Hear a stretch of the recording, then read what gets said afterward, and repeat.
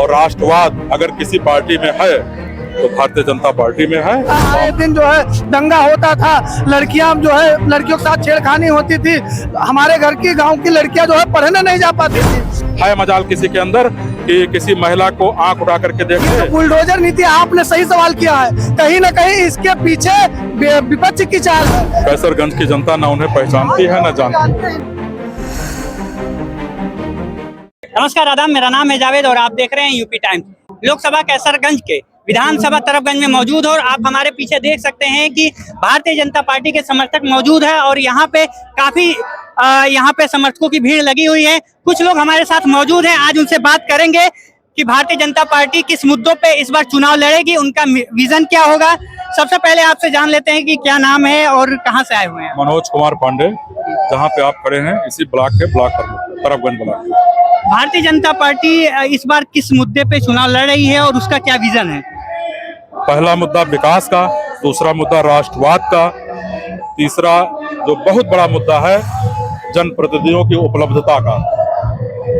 तो लगभग विकास, जनप्रतिनिधि की उपलब्धता और राष्ट्रवाद अगर किसी पार्टी में है तो भारतीय जनता पार्टी में है। और हम लोग 5 लाख प्लस से करण भूषण सिंह को जिताने जा रहे हैं। स्वतंत्र देव जी आ रहे हैं, क्या उनका विजन होने वाला है, चीज को लेकर के यहाँ पे मीटिंग बैठाई गई है। स्वतंत्र देव जी इसके पहले भी कई बार यहाँ आए हैं। तरफगंज उनके परिवार जैसा है और जो भारतीय जनता पार्टी द्वारा विकास के काम किए गए हैं उन्हीं को जनता के बीच में बताने आ रहे हैं और भारतीय जनता पार्टी की बहुत प्रचंड विजय होने वाली है।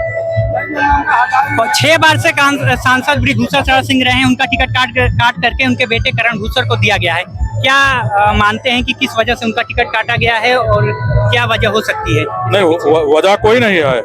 शिवराज सिंह चौहान जी मुख्यमंत्री पद में शायद इतने बहुमत से कभी नहीं जीते थे, लेकिन भारतीय जनता पार्टी नए जनरेशन को आगे लाती है।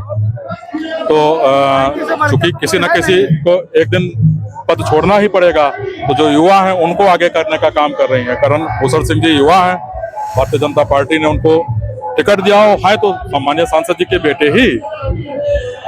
तो जो वर्तमान में जो सपा के प्रत्याशी हैं उनसे आप कितना अपना मानते हैं कि कितना का टक्कर होने वाला है। श्री भगत राम मिश्रा जी का मैंने नाम सुना है टिकट पाने के बाद। कैसरगंज की जनता न उन्हें पहचानती है न जानती। मतलब मानते हैं कि लड़ाई नहीं है, कहीं कोई लड़ाई ही नहीं है। उन्हें कोई जानता पहचानता ही नहीं तो क्या लड़ाई करेंगे। बहुत बड़ी बात कर रहे हैं क्योंकि एक समाजवादी पार्टी के नेता हैं और टिकट ले करके आए हैं। तो देखिए, समाजवादी पार्टी में कैंडिडेट ही नहीं था, किसी तरह पंचायत करके बाहर से कैंडिडेट लाया गया। आप बताइए, वो यहाँ के मूल निवासी हैं, वो श्रावस्ती के हैं, यहाँ कैंडिडेट नहीं थे। राष्ट्रवाद एक ऐसा मुद्दा है, भगवान राम मंदिर एक ऐसा मुद्दा है, पीओके और स्वाभिमान का ऐसा मुद्दा है कि समाजवादी पार्टी के अंदर जितने भी वरिष्ठ नेता बैठे हैं वो सब घुट रहे हैं।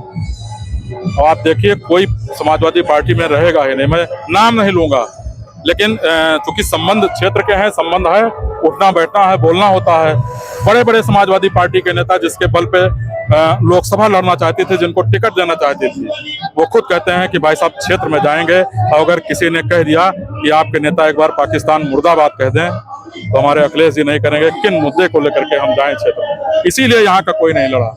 अखिलेश की बात कहा है आपने, मोदी जी भी मंगलसूत्र की बात करते हैं, कौन सी मंगलसूत्र की बात करते हैं। गलत व्याख्या की गई है, गलत आप उनका बयान है क्योंकि राहुल गांधी जी ने कहा था कि जब हम सत्ता में आएंगे तो सोना और चांदी जो घरों में उन पे भी टैक्स लगाएंगे। तो वही मोदी जी ने कहा है कि आएंगे तो मंगलसूत्र छीनने का काम करेंगे और वो करेंगे, उनकी नियत में है।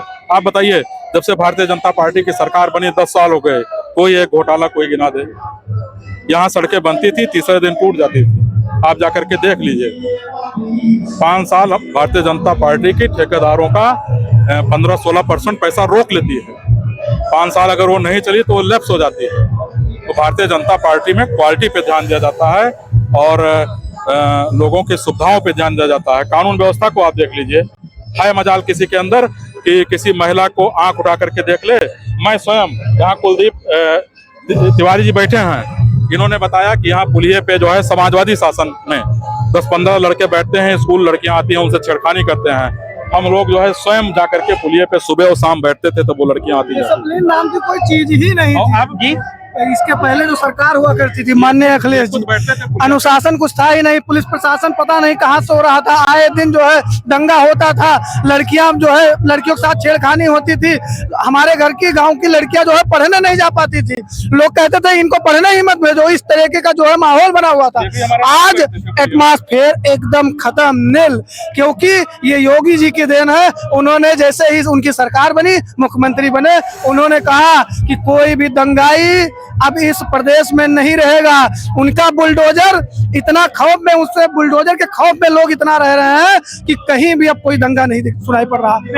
आपने दंगे की बात कही। अभी कुछ महीने पहले ही बीएचयू में लड़कियों के साथ गैंगरेप होता है। भारतीय जनता पार्टी के मीडिया सेल के कुछ थे, हमें ये मालूम नहीं है, लेकिन बीजेपी से जुड़े हुए थे, लेकिन उनके ऊपर बुलडोजर नहीं चलता है। ऐसा देखिए, ये जो बुलडोजर नीति, आपने सही सवाल किया है, कहीं ना कहीं इसके पीछे विपक्ष की चाल है। नहीं तो योगी जी का जो बुलडोजर है उसमें असमानता है ही नहीं। अगर कोई भी चाहे उनका सगा होगा उस पे भी चलेगा और उसकी जांच होगी, आगे जो भी कार्रवाई होनी चाहिए वो कार्रवाई होगी। ये पूरा प्रदेश जानता है कि योगी जी की कोई दोहरा मापदंड नहीं है, वो सबको एक नजर से देखते हैं। रही बात मोदी जी की, ये कैसरगंज लोकसभा में जो चुनाव हो रहा है, सब लोग मोदी जी को देख करके वोट दे रहे हैं, करण भूषण जी को वोट देख करके वोट करेंगे। और आज का युवा जाग चुका है। कहते हैं कि संघर्षों के साए में इतिहास हमारा पलता है, जिस ओर जवानी चलती है उस ओर जमाना चलता है। अब इस देश का नवयुवक जाग उठा है और 34 वर्ष की उम्र में करण भूषण को सांसद बनाने जा रहे हैं। बिल्कुल, ये तरकगंज की जनता थी और 4 जून को इसका नतीजा आने वाला है। 4 जून को पता चलेगा कि कौन यहाँ से सांसद बनेगा।